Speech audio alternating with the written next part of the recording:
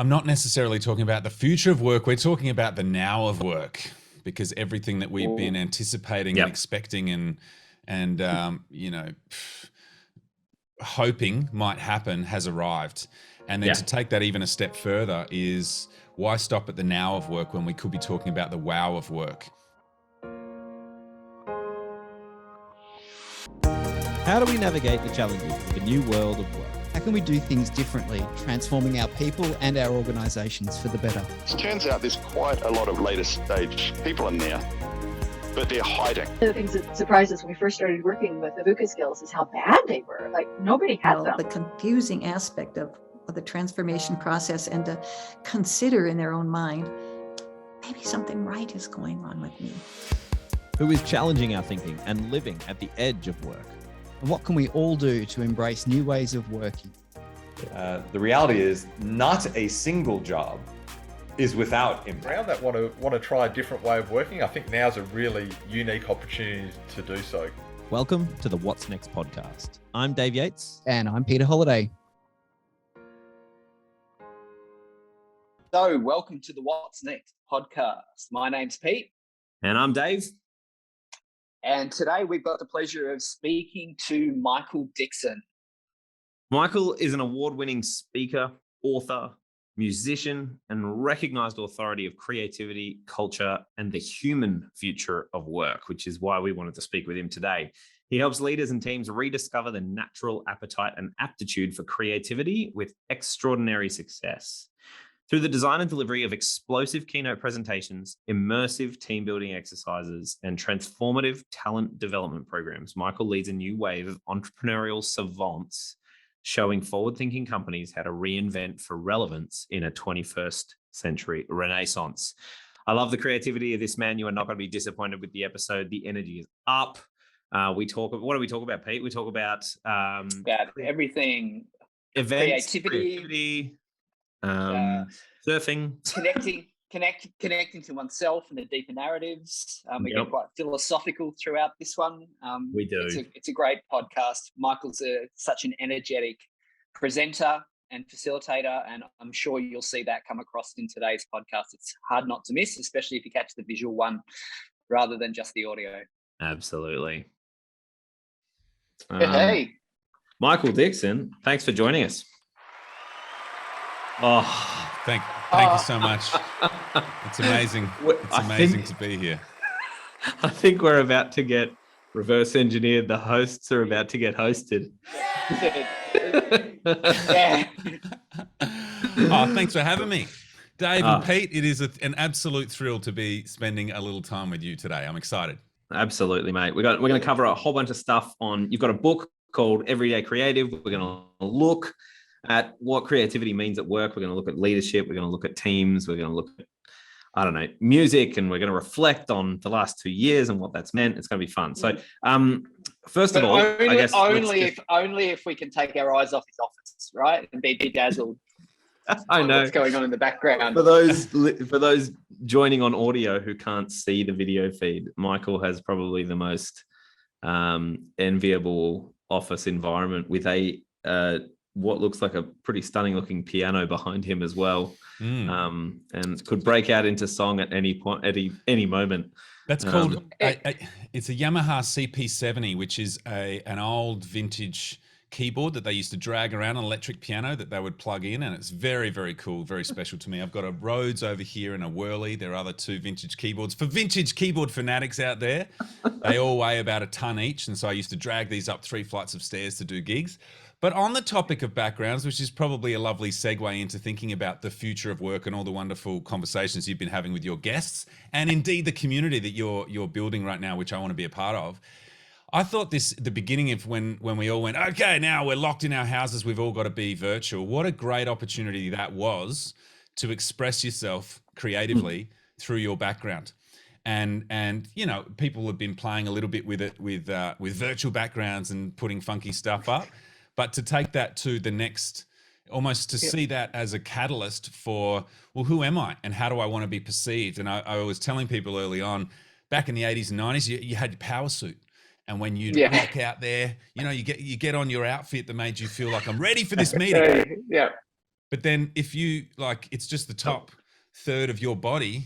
Well, what else is your power suit? How are you going to show up and express yourself in a way that you're comfortable and confident, but also says something about who you are? So I encourage everyone listening out there, get a bit dangerous with your background. Have some fun with it. Get Very busy. nice. And I agree with my blurred background, sitting in a client office while I conduct this interview. Of who you are, Dave. Yeah, it's just blurry. It's just one big blur. Mate, I'm just figuring it out. That's I promise I'll get there. I love it. Mate, where do we find you in the world? Well, now I'm in Geelong. So Fabulous. We moved down here just before the pandemic, actually, and we had visions of moving to Torquay and doing the beach life and stuff like that. We got stuck here, obviously, as everyone got stuck. And we've grown to love it quite a lot. And I think as many people have the exodus from capital cities and finding their tree change, their seed change, et cetera, where we've now got kids that are going into school and we're starting to build community. And we're 50 minutes from Tullamarine, we're 20 minutes from Avalon Airport, we're 20 minutes from the coast, we're 20 minutes from wineries. This could be a podcast about how great Geelong is. It's my hometown, Michael. Oh, get out of town. No, I tell you no lies. Pete, I was born and raised there till I was 16. Do you have some emotional baggage about your hometown? No. Okay. Yeah, I know it's the city of dreams, but good old G-Town. But Detroit. No, I don't have that. Yeah, Detroit now. Okay, it's moved on. Yeah, I might have made that one up. Because I'm from Adelaide originally, and I've still got a little bit of baggage. And I know Adelaide is this fantastic place to live and raise a family and blah, blah, blah, blah, blah. But I've just got that thing. And when I run into people that come from Geelong, and I'm like, Geelong's great. And they're like, yeah, I grew up in Geelong. Yeah. The hometown thing. Yeah. I think that there's something about that, though, that I find really interesting, particularly for people who have grown up in Geelong or even grown up in Adelaide, because they're probably similar sizes. Did I say? But what you do find is when people grow up, and they say this in the entrepreneurship community about places like New Zealand as well, is when you can't just survive on the bread you make in a city alone. Immediately your preconceived notions of what you want to do with your career are borderless. Whereas if you grow up in Melbourne or in Sydney or something like that, or if you're living in a big city like London or LA, you can make a living just in that city alone. You could build a career just in that city alone. So there's an element of borderlessness you inherit by growing up in a smaller city or a smaller town. Anyway. Does that translate into just the need to get out? But is that a nice way of saying it, Dave? Not necessarily, because you'd always come back and give it another go. I don't know. I just found I find it interesting that you almost don't have. You've got a greater sense of, I don't know, adventure. You're ready to leave straight away, but at the same time, not necessarily leaving. Well, maybe you are leaving with the baggage. I don't know. A lot of people I speak to speak favorably about places like Adelaide or Geelong, but have not necessarily built their career there either. Anyway, I digress. Let's talk about the future of work. What are you talking about with your clients and the people you're doing business with at the moment, Mykel, in that sort of area of the world? Without sounding like a very kitsch, daggy, subtitle of a book, I'm not necessarily talking about the future of work. We're talking about the now of work, because everything that we've been anticipating and expecting and hoping might happen has arrived. And then to take that even a step further is, why stop at the now of work when we could be talking about the wow of work?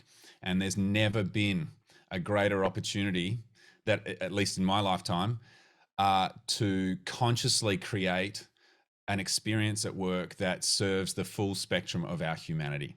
And it's been really interesting lately because I've been going through my own little transformation, and I've become aware that fighting for, standing for, advocating for creativity, humanity, empathy, more emotional intelligence, all of these things, and rallying against this system, this mechanical, sterile, industrial machine that we all exist in. we're starting to really see that breakdown. We all know that. We experience that day to day. The pandemic accelerated digitization, all the Web3 stuff that you guys are about, et cetera, et cetera. But then I've noticed myself almost hanging on to that old story. And I've been the guy flying the flag for it. And now it's like, oh my God, it really is. This is it. This is the moment. And I'm like, yeah, but is it really? Can I really trust that this is the moment? This is the time to rewrite the rules and create your own career on your terms, et cetera, et cetera. But it really is. This is the moment. So having that conversation with clients and what I'm finding is that people are bang up for it. Is the bravery there to step in and say, no, I'd really like my career to look like this? Or are people still kind of wishing upon a star from their cubicle? Well, I mean, this is very anecdotal. This is purely subjective, my experience, but my experience is almost this is not a nice way of saying it, but the lower down the chain, the more brave. Yeah, right. The more courageous people that are just starting their career, or people that are early on in climbing that corporate ladder, whatever it is, they're like, man, I'm up for it. Let's do this. The people that senior leaders, execs that I work with are hanging on a bit more unconsciously a lot of the time. I mean, they've invested their life, their career in building their life and career in that particular way. And then to have, this idea of, wait a second, what am I going to lose here? What might happen? It feels, appropriate that perhaps they're not making as brave or as bolder choices. But my experience, the people that are certainly doing our masterclasses and stuff like that, they're like, yes, yeah, I want to do wild, creative, out there, meaningful, purposeful things, and I'll take less money to do it. Yeah, I've certainly noticed that as well in a big way. Up for a massive radical change. And if it involves my entire life, then I get to rethink money. I don't have to, doesn't have to be at the same pay bracket, and that's been huge. One of the things I've always admired about the way you do your work and the way you bring your whole self to work is obviously the way you bring art and music to your masterclasses and to some of your sessions and all the rest of it.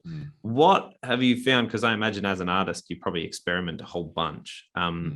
What have you found breaks that wall, particularly at that senior leader, influential leader, executive level? What moments have worked where you've seen the wall drop and people go, oh my gosh, I haven't thought about it like that? It's a good question. There's probably two answers. See if I can give you two different answers to that. One, I think when we have impact with people, it's and in that sense that I am using music as a metaphor, or bringing a live band to a leadership session or a conference, or et cetera, is part of it is, I mean, it's just like, wow, this is a new way of seeing this. This is, I can recontextualize what they're doing musically or artistically, and I can apply that in my life, in my work, in my circumstances. And it's like, whoa, it's another gateway in. It's a different way of, we've used sporting metaphors for years. We've used military metaphors. We've used, all kinds of things. Music, the arts, drama, performance. There's so much rich insight and inspiration that we can glean from that. And it's a space that has largely been kind of left out of business, unfortunately. But business is just drama. It's just one big theater production day in, day out. You know what I mean? But the second thing I'd say is, I think the most impact happens when I'm acting from my truth. And my truth is, my background is obviously music and the arts. So if I'm standing in that and owning that and coming from that place, then that's, it wouldn't matter if I was a sporting athlete, standing in that, owning that, my expertise, my experience, my lived experience, embodying that, that's when people really resonate with the message.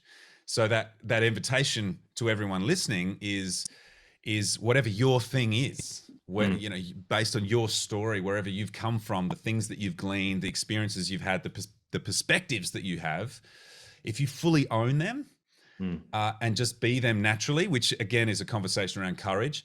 I think that's when people go, whoa, there's something here. There's I'm getting two things here. One is the thing that he's saying, but also the way he's saying it is, lands for me and affects me in some way. Cool. When I think about things that land and affect me, I've never had the chance to actually debrief this with you. So I'm going to take this opportunity to do this. Great. This is something, I'll tell you right now, this is something I've carried for 4 years since I last saw you. And when I saw you was at the event you ran. Do you need a little soundtrack for this, Dave? Oh, well done. Just give it some. You ran an event in Melbourne for HR reps. I think it was 2018, maybe could have been 2019. Oh, mate, I feel like I'm giving a sermon. This is amazing. We're with you, man. And probably one of the bravest things I've ever seen anyone do in an environment like that. I mean, the whole event was brave because it was your arts and mixing kind of arts and business and trying to do a whole bunch of stuff, which was very cool. And I forget what you called it. Do you remember what you called the event? Are you thinking of The Business Romantic? That one, The Business Romantic. So a friend of mine, he wrote a book called The Business Romantic, and I brought him out, and very cool. It was a lot of fun. And then at one stage, halfway through, you pivoted the entire conversation about business romance to death. Yes. And you floored me, completely floored me, because you brought out a couple of people who deal with death at work, and when something like that's happened, and they help process it and reintegrate someone back into the workforce, if a sibling or a spouse has died or something like that, and then you did a piece of spoken word, and I'm like, I'm a fan of the arts, I always have been, but spoken word's not necessarily something I'd throw at a business conference, and I've never forgotten it. Amazing. It was absolutely, I couldn't tell you the name of the poem or anything like that, but I've told a number of times that that particular piece of spoken word and the interruption of a conversation about romance and business with almost like these moments are sacred and let's actually honor what's going on. And if something has happened that is profoundly human, let's stand in that and actually just give it the time it deserves. What was driving that? That was amazing. Well, special shout out to my dear friend Mel Greblow, who was my partner in doing those events, and it was her stroke of genius was to bring on Jessie Williams, who is a phenomenal woman that deals with what is the thing she does? Dying to Know Day, I think, is one of the initiatives that she has, where she talks about death and then our spoken word guests as well. I mean, the art.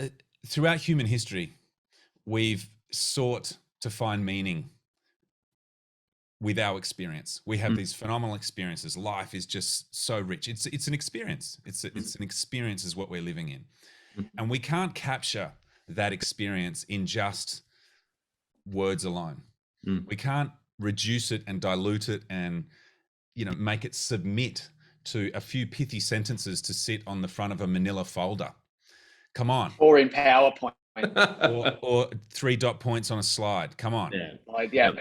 But then, there are things that cannot be articulated in any language, but they can be in music, they can be in poetry, they can be in the shape, the color of your background, et cetera, et cetera. Why aren't we using the full, kind of palette of ways that we could be expressing our experience?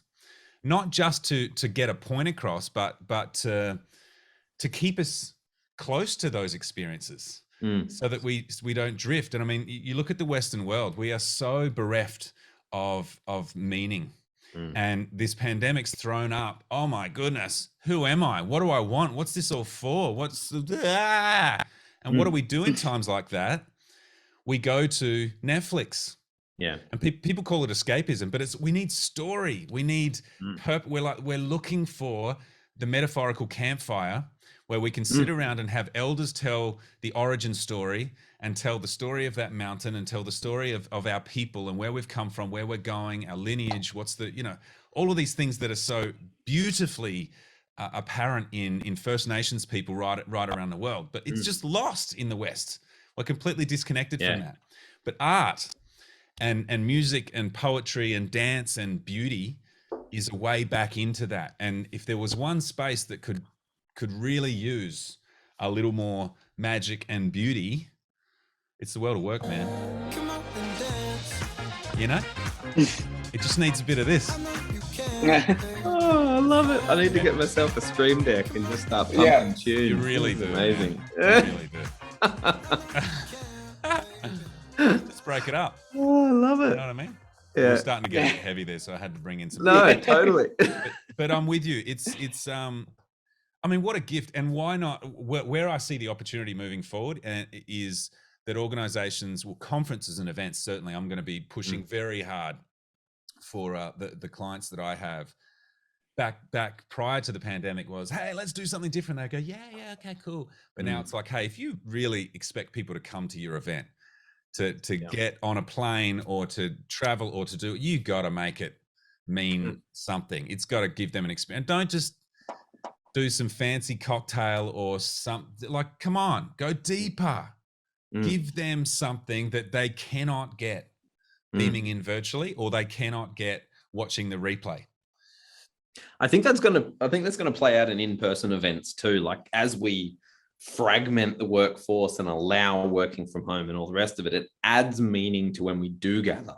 And so actually getting in the room with someone has significance by osmosis to a certain extent. So adding humanity, adding the full experience, and adding that component to it. I mean, we've already seen the trend of workplaces and employers wanting more and more for people to bring them their whole selves and support their whole selves at work. I guess this is just the next iteration of it. It's probably the bit that people didn't expect, though, is that it moves from yoga classes and sport to below the line and invisible and meaningful and story driven and musical and arty, and it's profound. It is, and it really is. And what's gonna show up, because right now a lot of my clients, they've done some amazing refurb of their head office, or they've said no more head office. Do a lot of work with Laminex, a wonderful company. They went very hard, very early with we're now work from anywhere in about May 2020. Closed head office, and that's a manufacturing, that's a blue collar, white collar, 85-year legacy in this country, and they're fully work from anywhere. Incredible. But then a lot of other companies that I work with, they've done this amazing refurb, and they're saying, let's all come back to the office. And once the donuts, and once the kind of the bit of the buzz and the cool now open plan space wears off, I'd say in about 6 weeks.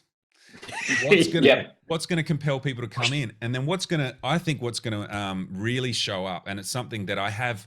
This has been a vision of mine for a decade of like, this is surely the gap is going to be there. The skills gap is going to be there, in that the people that aren't in organizations right now in terms of a professional title, they're sleeper agents, are people that know how to architect an atmosphere, people that know how to design a vibe, people that know how to create an environment that is meaningful, that's magical, that's dynamic, that's deep, that's heartfelt, that's challenging, all of these things. Like a DJ can work a room for 6 hours and take you on a journey. It's like, maybe we need to get a DJ in the office, a metaphorical DJ, but also maybe a real one. I remember saying years ago, I was like, I don't know why organizations don't have a grand piano, a bass guitar and an amp, a key. Why don't they just have that there? There's musicians in every company that I've worked with. Yeah, good point. Yeah. And if you're going in and you're like, I'm going to bang out a few emails. I've got a meeting actually with my dev team later, but at lunchtime, every Tuesday we'll have a jam? Yeah. How good. How awesome is that? Yeah. Talk about enabling that self-expression too. Who knows what accidents could happen in that kind of an environment as well. And Tony is talking to Steph, and Steph's been playing guitar for a few years now, and she's just loving the jam. But then the next thing they get talking about that project that they've both been working on, but unbeknownst to them, they've been kind of hitting loggerheads, and then all of this stuff around siloed and lack of communication, they're solving it while they're jamming at midday on a Tuesday. Yeah, and I think that's the other thing beyond architecting a vibe. I think the other thing that starts to kind of rear its head is the ability to engineer serendipity like that. Like to have those moments where people go, oh yeah, we're working on the same thing. Why aren't we talking to each other like this? We should hang out. You like drums, I like guitar. Maybe we can just jam every Thursday and talk about what we're up to or whatever it might be. Yes. Yeah. And there's a lot of depth to what you just said, like architecting moments for serendipity. I think what business tends to do and has done, and again, the West and humanity and is that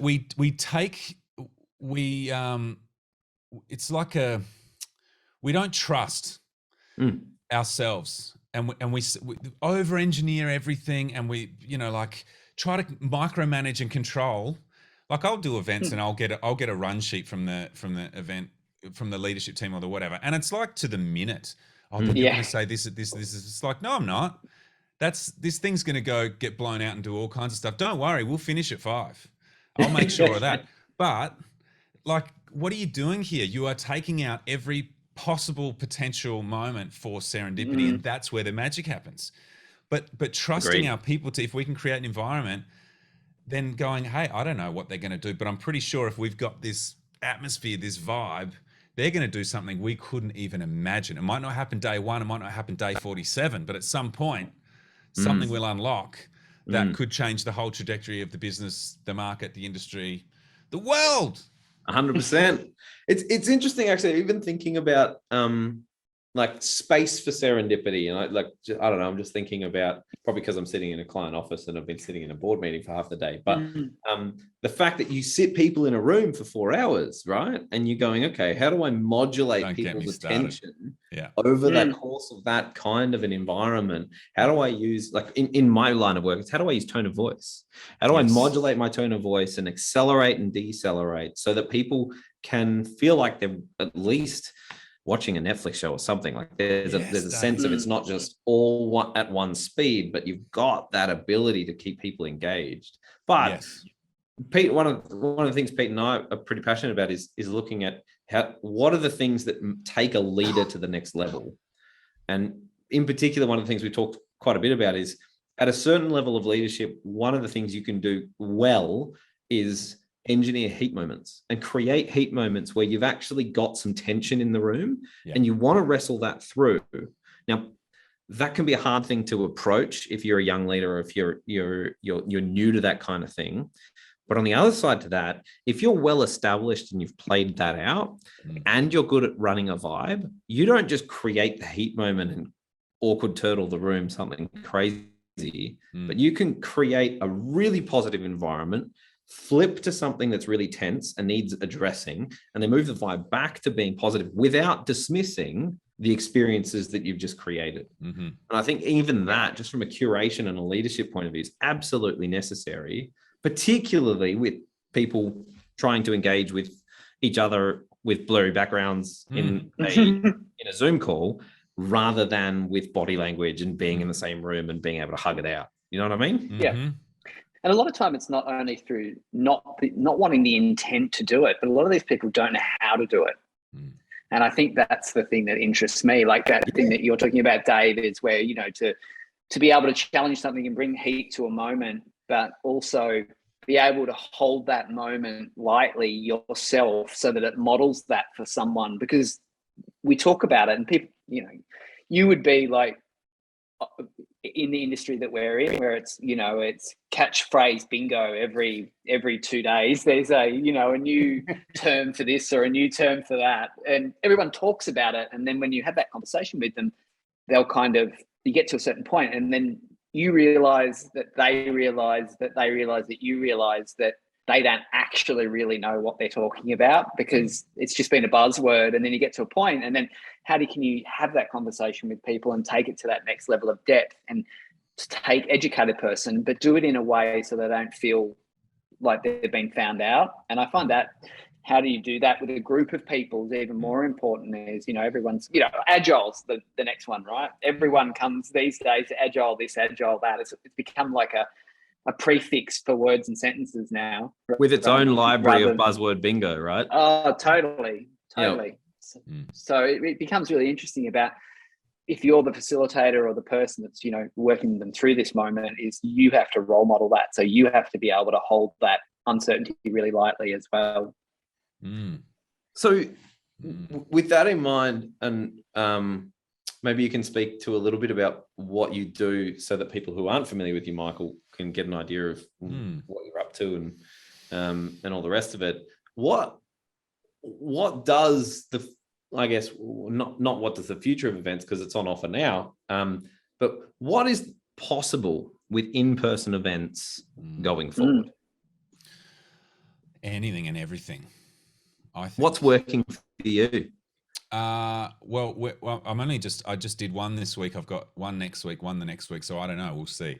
But I think I'll be doing a lot of what I used to do, actually, funnily enough. But it's everything you guys were just saying.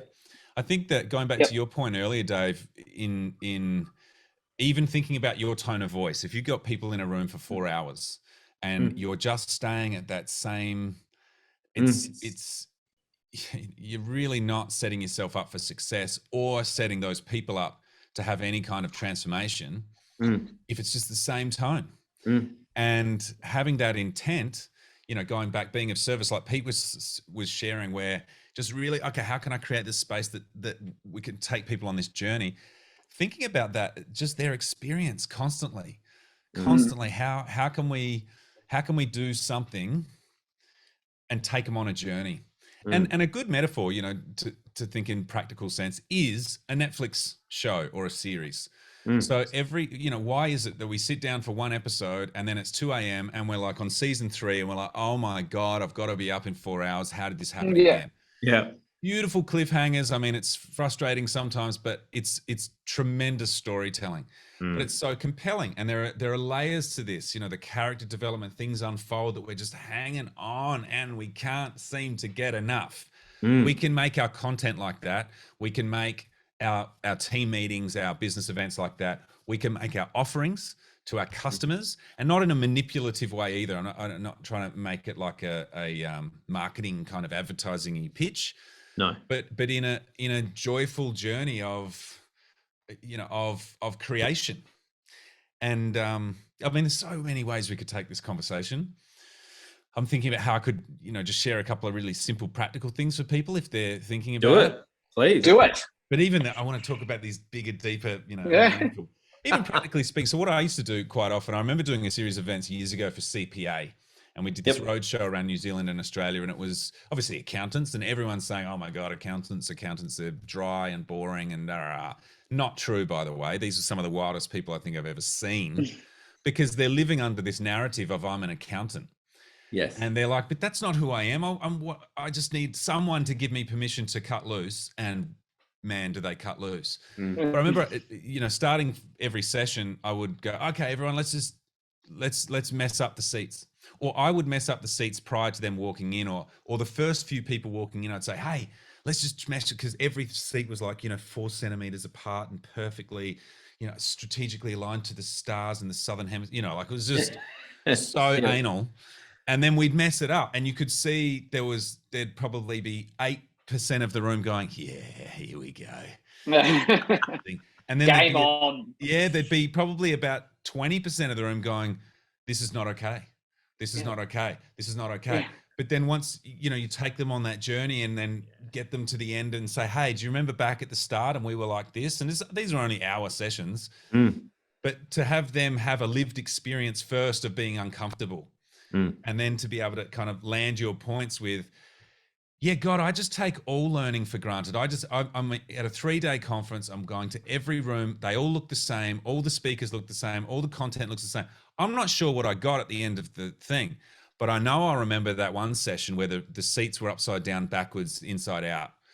You know what I mean? And exactly. Even just that as a tiny earworm in their head of, that's the only thing that I really remember was, then bring a little to what you do. I think even just what you said around an earworm, like even just knowing from an event, not even an event, from a team meeting or just a gathering of people, recognizing that you can do things that can stay with them, that can stick with them. You can interrupt what they think they're going to do, and give them a change in narrative for the day. Or, like you said before, the structure, like they talk about it in screenwriting, is story beats. Yes. And instead of looking at it as a meeting with the following agenda, you can look at it as, I'm going to break this whole thing down into 4 beats. And we're going to go through 1, 2, 3, 4. And then some of the simplicity or the abstraction that I found useful in even just planning a meeting has been to go, actually, if I do that one before that one, then I've primed them to be in the right spot. Or then we're not finishing on a fizzer. Or we can have the heat moment and then have some fun, or whatever it might be. You're structuring the conversation and the storytelling without necessarily having to tell a story as well. Yeah.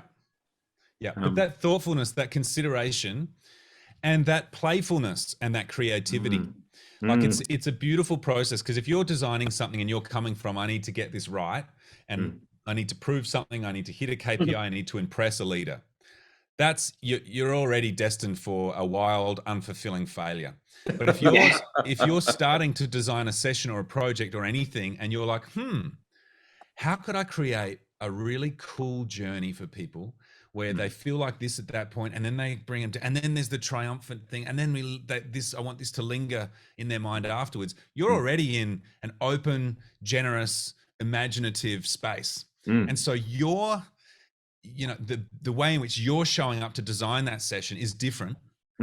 So there's more energy pulsing through you. You're calling in forces. Let's get a little deep here. You're calling in other conscious forces in the universe that are going to help you design this session. So you're just like, and then when you come to deliver it, you're not going, oh God, I've just got to get through this thing and I really hope Tony loves it because, oh my God, my bonus is attached to this. Yeah. 100%. Horrible. Yeah. And if you're like, I can't wait till we get to beat 4. And I'm terrified about it. I don't know if I'm going to be able to pull it off, but I'm giving it a crack anyway. 100%. Yeah. And if you've got, like you said, if you're not worried about, is Tony going to like it because my bonus is resting on it, you're putting yourself in a position, because you have been considerate, to say, no, I've done the work. Like, he's going to like it. He may not be comfortable in the moment, but my goodness, everyone's going to walk out going, well, that was something. And the moments I've had where I've had an opportunity to do that, people don't feel like they've been in a meeting, right? And that's the point. Absolutely. And, and I do think this is for everyone, but I think everyone's on their journey in whatever way. And it's a very personal thing. Everyone's got their stuff. There will be I'm sure there will be some listeners in this podcast. There will be people in your community that are like ready. They are they're like sitting on the precipice of like, man, I've got this stuff. I want to get it out. I want to, and if I could offer anything in that space, maybe they're just starting a career, or maybe they're looking to reinvigorate, a 30+ year. Yep. Like, you cannot get this right the first time, the second time, maybe ever. And that's one of the hardest things to overcome is staying in that state of experimentation and play, and just, hey, let's see what we can learn, and Dear friend of mine, Lisa Leong, I had her on a show the other day. She's broadcasted This Working Life. In life, yep. That's right, yeah. And she talks about in her book, every day is a lab. Life is a lab. So just experimenting, blah, blah, blah. But there's a really cool little meme I saw pop up on Insta last night. Oh, no, something. I think my partner sent it to me about parenting. And it's a little girl who's got this massive, like a gallon of cranberry juice. And she's trying to fill up her cup. She'd be 3 years old maybe. And she's like, it just goes everywhere over the table. And then she kind of resets herself and tries again, and gets maybe a little bit in the cup, but a lot of it all over the table. Yep. And then she resets herself, and as I'm watching this thing, I'm going, I wouldn't even let my kids do that. No. When you're 5, you can do that. And here I am, the guy that's trying to help everyone be courageous and creative. And yet I'm watching this thing going, oh my God. And then by the end of it, it's just fascinating. It's like a 20-second video, but by the end of it, she figures it out and she can fill up her cup perfectly. So she learned so quickly, but her first go, woeful. Second go, pretty bad. Third go, not great. Fourth go, nailed it. Yep. And we don't allow that space for others, but we don't allow that space for ourselves. And so in this kind of stuff, so thinking of the future of the work, or the future of work, or the now of work, or the wow of work, all these type of conversations, we got to get messy, and we got to get playful, and we got to spill a lot of juice. Before we start, getting it in the glass. And it's an interesting paradox, particularly for, and accounts is a good example, particularly for people who have careers where they're paid to be precise.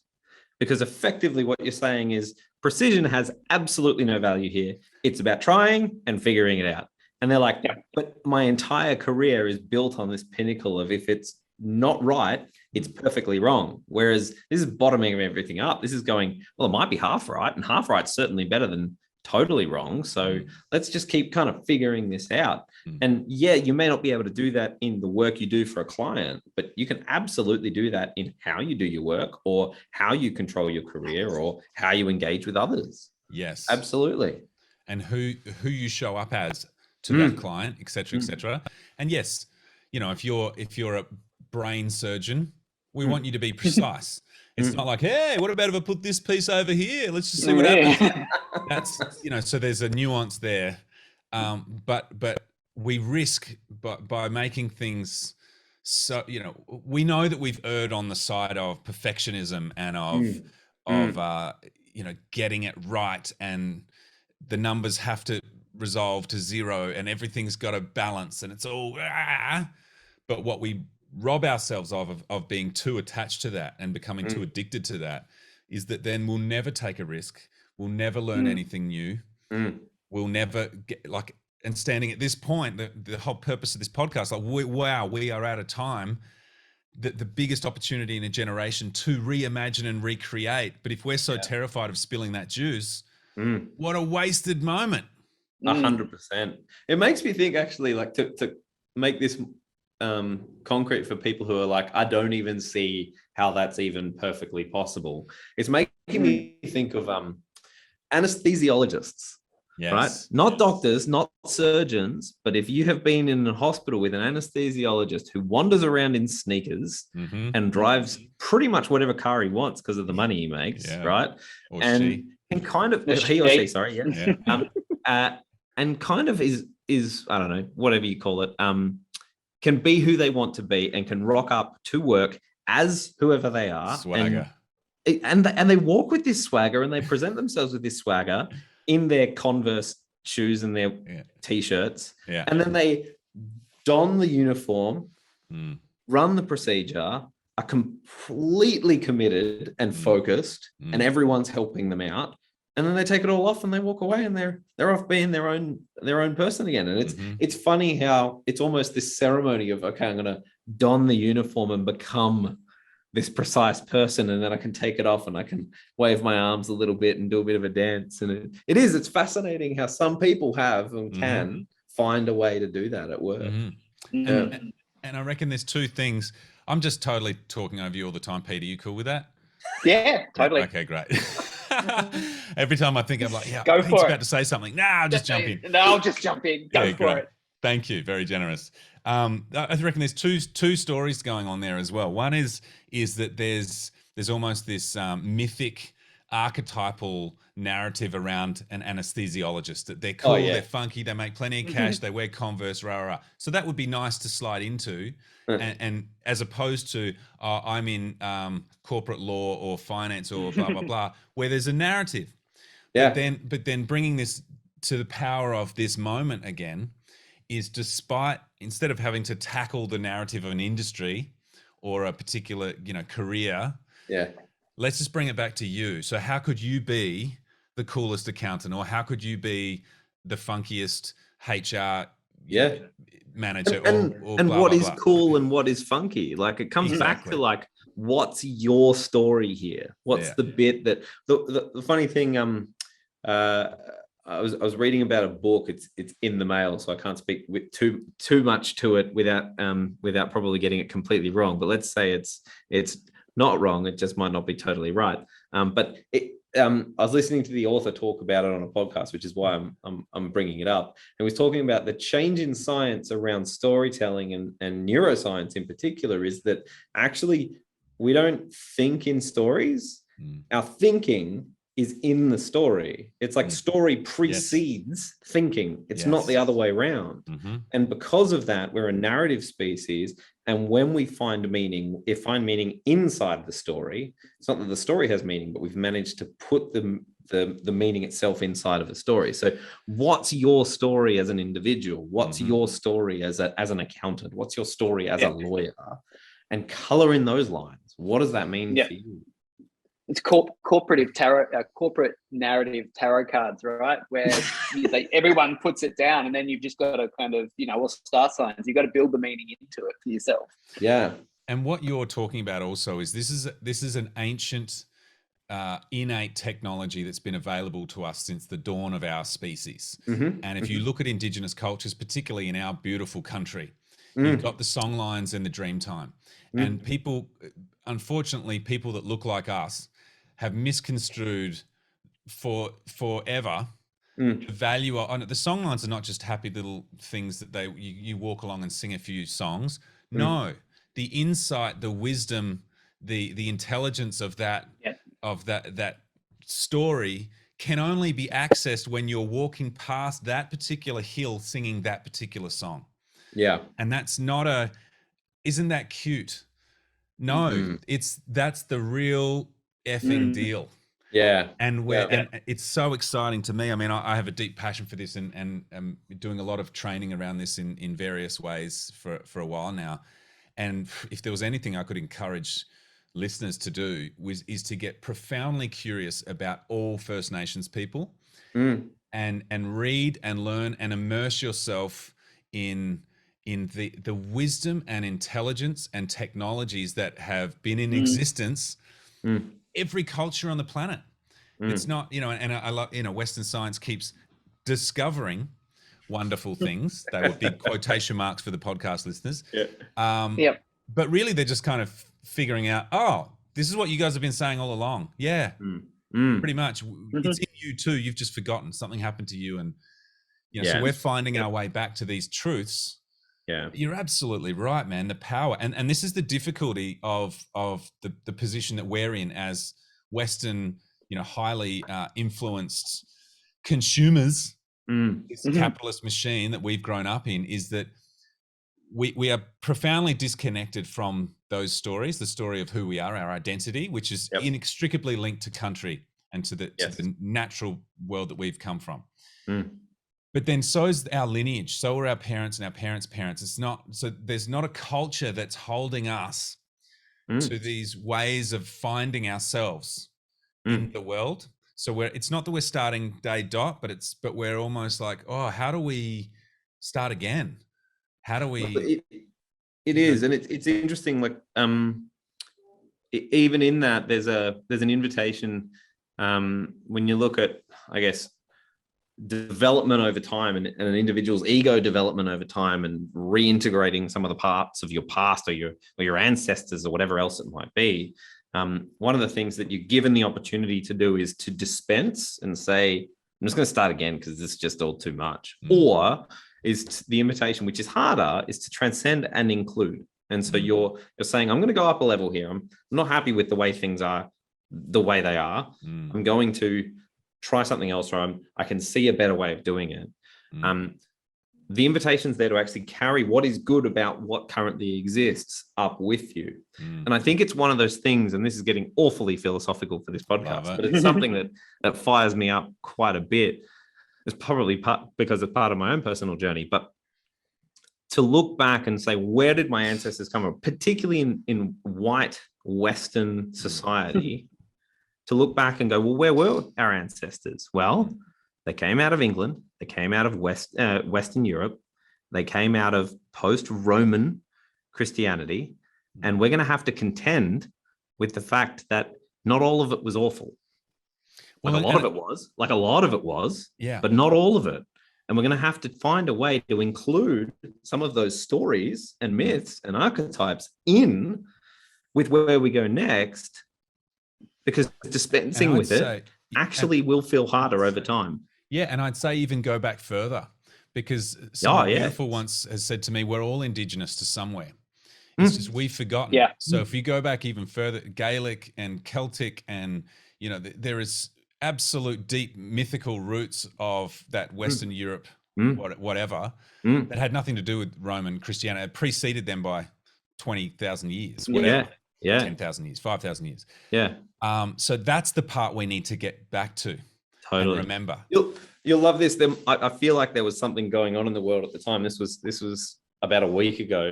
I'm working some, podcast. Spotify playlist is churning through songs, and this song comes on. It's an instrumental because I'm busy writing. The song comes on. I'm like, that is like, I've never heard anything like that. It's awesome. Where is this from? Looking around trying to find, okay, what's this? Oh yeah, cool. start searching for genres. It turns out it's this genre of music called Slavic folk. Yeah. And believe it or not, Slavic folk music is the indigenous indigenous First Peoples kind of music out of the Ukraine, specifically out of the farming towns surrounding Kiev. And I was like, if that's not it's amazing. Hectic, kind of connected world right now, I don't know what is. It was bizarre to kind of have that, like, oh my gosh, what's going on in the world right now with everything going on in the Ukraine? I thought, my goodness, isn't that amazing? But so technology is not all bad. Well, no, but also recognizing, like you said, we're all from somewhere. And my goodness, there are so many ways, whether it's art, whether it's spoken word, whether it's music, whatever it might be, there's so many ways you can connect with without necessarily having to cognitively connect with, with an indigenous culture. I want to share a story I got told by my mentor. I've got a mentor at the moment, Marty Spiegelman. She's in the States. She's a phenomenal woman. She's incredible. You know, I don't even know where to begin. But she told me this story this morning because we were, we're all going through stuff, and I'm going through this next layer of stuff and trying to sink deeper and resolve some things and transcend them, as you were saying, Dave.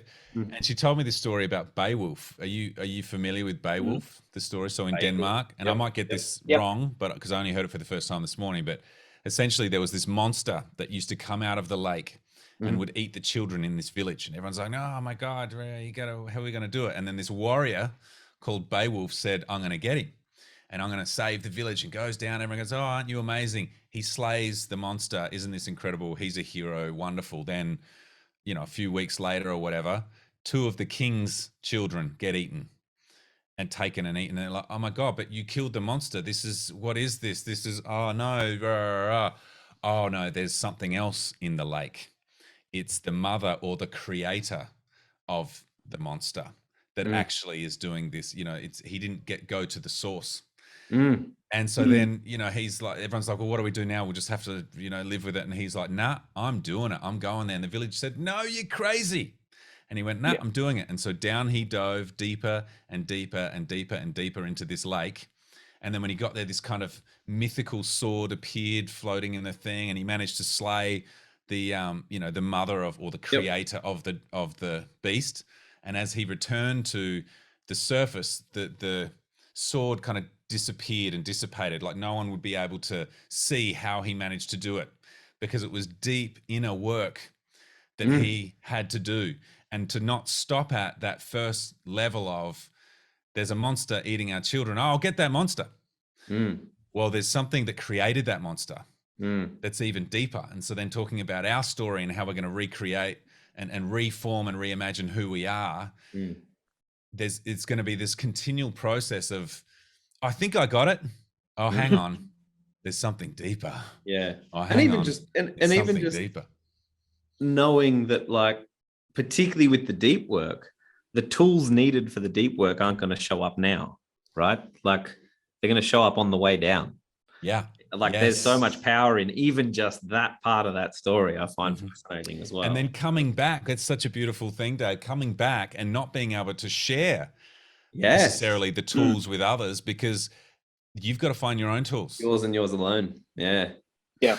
It's just wild, isn't it? Oh, mate. We could talk about this for hours. Well, we should mate. Find that lake. Go that's swimming. it. We have hit the hour, so we do need to wrap up. But no. I know. I'm not wrapping it up. You need one of these. Oh my gosh. It's amazing. That's great. For people who have only just been introduced to what you do and the kind of conversations you are up for having, can you summarize kind of what you do in 3 words? What are you available to do, or what do people usually get in touch with you for? In 3 words. Yeah, I know. Get Artie on. Yeah, I know. Be more radical. Love it. Love it. Gold. Beautiful. Own that one. And the closeout question with each of these is always, what tactical thing can you give an invitation to someone to do tomorrow that would help them start on the journey of everything we've talked about today? I'll continue with this deeper theme. Yep. And it's so simple, and yet it's so and again, it's been corrupted by this modern consumerist thing that we do. But the essence of this is changing my life, and I think it would change all of our lives if we did more of it, which is literally to spend more time on country, to spend more time in nature. And that's like, oh my God, you need to get up from your screen and your Zoom and take a walk around the block. Yeah, you kind of do, but also to go out and spend more time than you think you have with trees and with the ocean and with the world, and not with a podcast in. Unfortunately, don't listen to this podcast. Don't take it with you. Don't take your headphones, and don't even necessarily take a friend.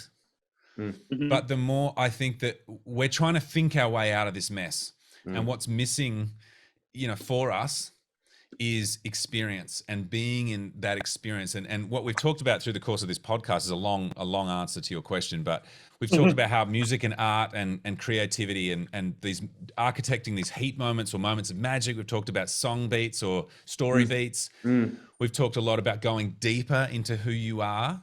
That stuff is not going to be done with 3 quick top tips as you sit at your desk between meetings. Yeah. And it's also not going to be done necessarily, sitting down with a notepad and a cappuccino in your funky cafe in inner city, wherever you are. You can't do it with the brain and the level of consciousness that you're in 99 times out of your 100% life. Go and let the earth, let Mother Nature, let the beautiful energy swirling around this gorgeous universe do the heavy lifting. Yeah. And be more impacted by the world around us, and start to get in touch with these songlines and with country and with the forces that make this planet and this existence so extraordinary.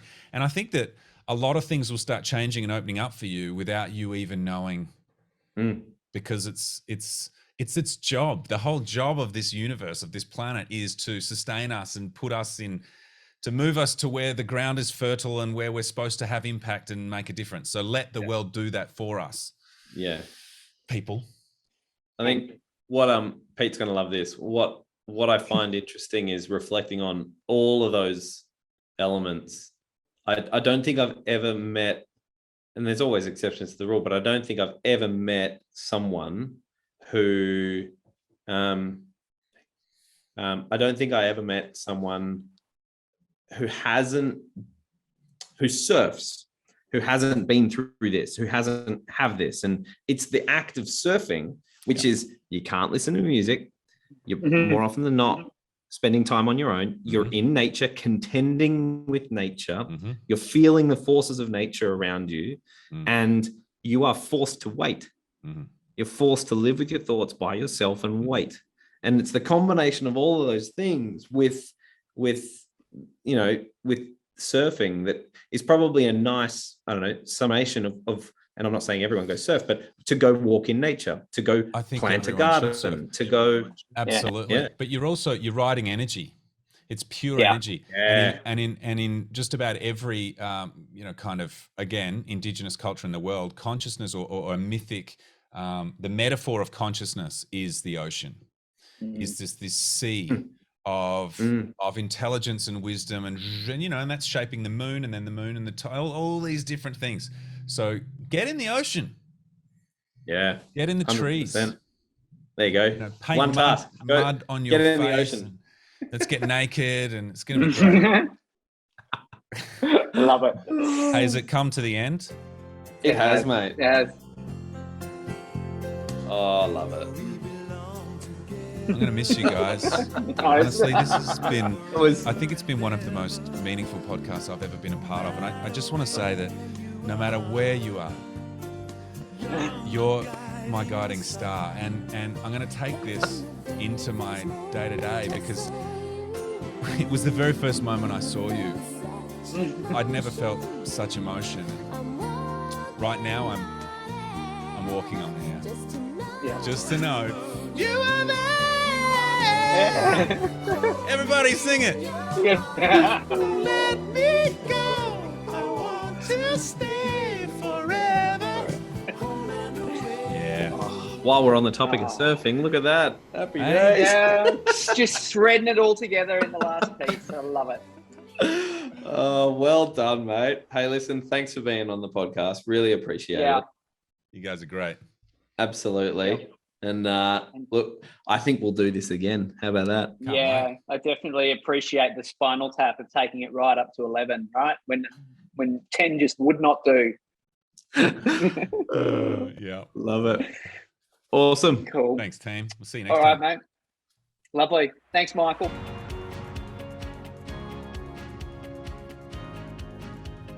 That's the end of today's episode. Thanks for listening. What's Next is brought to you by The Next. We are workplace futurists and transformation facilitators. You can reach us on the web at www.thenextnxt.com.au. Please ensure you subscribe to our channel to ensure you don't miss our up and coming episodes.